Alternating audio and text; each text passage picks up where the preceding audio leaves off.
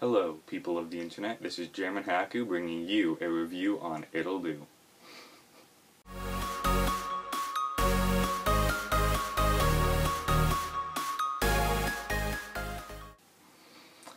Alright, so the first category that I'm going to start off with on the game Ittle is the graphics.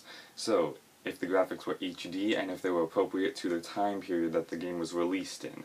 The game was released relatively recently, in the 2010s, so it was HD, it did pretty good, so I gave that rating an 8 out of 10.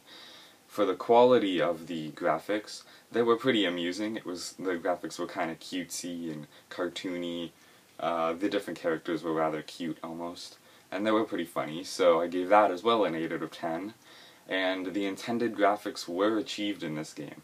So they were kind of aiming for that classic, RPG, Zelda kind of style, top-down view with your cartoony graphics, and it looked nice, it ran smoothly, everything was good, so that got an 8.5 out of 10. So that was the highest in this category, but overall it did relatively well in the graphics. The next category is the story. So for this story, the first subcategory is the plot holes in it.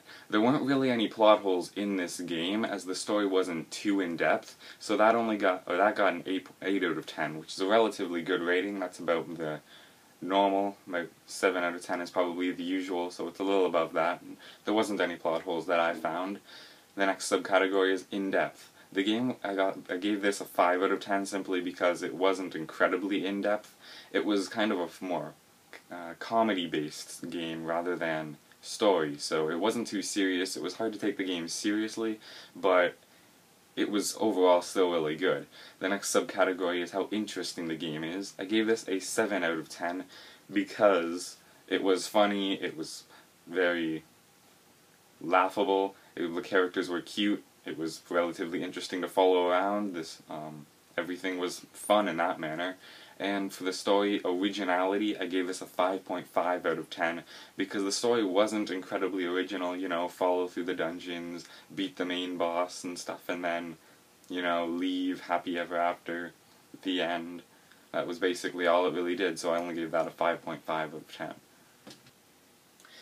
The next category is the gameplay of the game. For the subcategory interface and menu ease, I gave this a 6.5 out of 10 because it was good, I guess, but there wasn't really an interface. It kind of lacked that in the game. There wasn't really any kind of a pause menu or anything like that.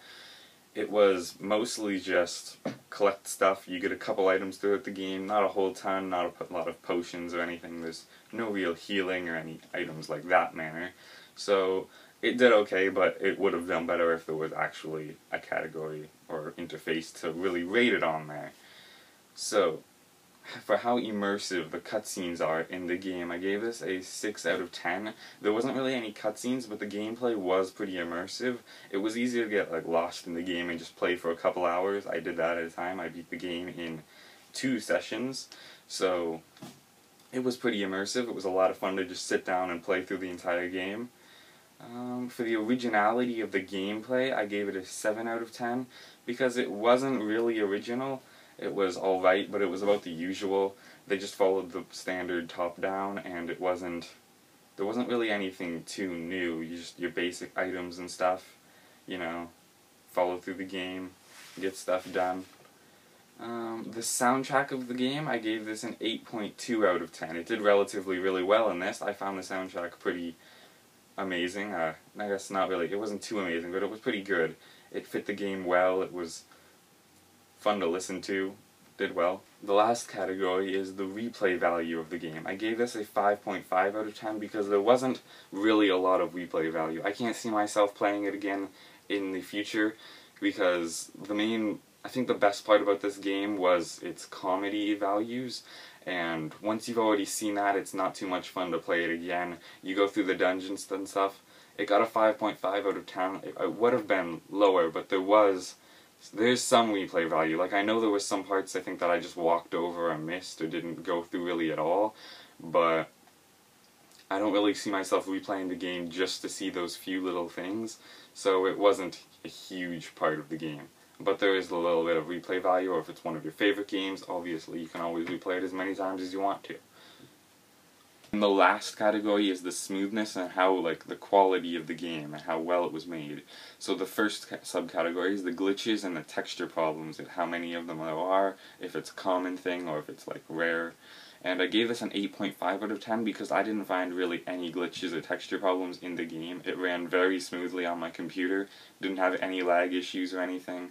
The next category is bugs. I gave that a 9 out of 10 because I really didn't find any of those either.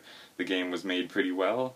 I give it a high rating for that, and it actually was one of those good games that should be able to run on even the lesser computers that aren't designed for gaming. But really, you'd have to, like, check out the requirements and stuff, but it should, I think, run on just about any decent computer. The next subcategory is the freezing and lag. I gave this a 7.5 out of 10, and I would have given it higher, except for there was one issue at, like, the end of the game. In the very last cutscenes, the game, it almost seemed like it froze, and I feel like I missed the scene at the very end or something, and that was kind of disappointing because I just played this game for like 3 hours, and I was like, did I just miss something? Like, it would have been nice to know, and I almost felt like looking it up online, but I'm just too lazy to do that. But yeah, that was like the really only issue that I found in it. If it didn't have that, it would have gotten a higher rating than the 7.5 that I gave it.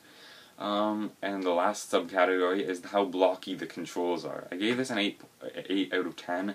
The controls were relatively decent to use. They weren't really annoying or anything. There wasn't a whole lot of controls, just your standard D-pad and A, B, X, Y buttons, you know, to use your items and stuff. So they were pretty easy to use. It wasn't super comfortable or anything super amazing, but it was the normal, you know, real. So overall I gave this game a 7 out of 10. 7.2, but overall I think it was relatively worth about a 7. It wasn't an completely amazing break the charts kind of game, but I did really like it. I enjoyed it. It was fun to play. It was very funny, I guess. I found myself laughing at it a few times. The characters were very cute and stuff. And as you know, in the actual game, the character Ittle rated this game a 3 out of 5, which, yeah, I gave it a 7 out of 10. So it's a decent rating. It was a good game. I recommend it to anyone who likes the RPG kind of game with that comedy style. It was a lot of fun, and thanks for watching the review. I've been Jammin Hyaku.